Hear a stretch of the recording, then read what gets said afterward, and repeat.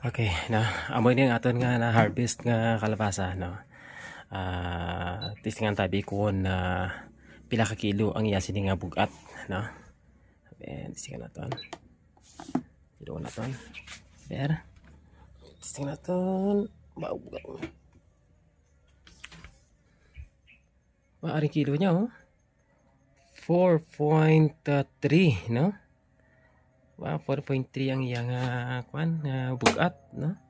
Sobra pa ta kilo. So ang nabili nito no, ang nabili nito sini mga hindi kita tumang dubo sa ano no, 5 to 6 kilos no. Kung kan magtaga 70 ang kilo niya, mahulog siya sa 307 no ang isa ka bilog nga kalabasa nga mo sini no. Masayang ano kung wala tani makataktak ang iyang bunga blang sunod diri no. Way mataktak sa ambon no. Adamo pa tani no.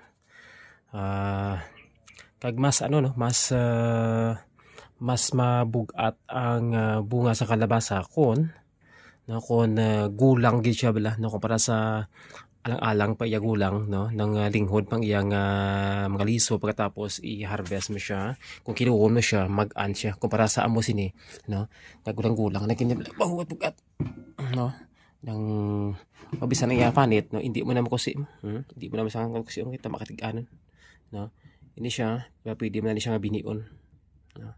Okay sige no thank you sa pag-watch.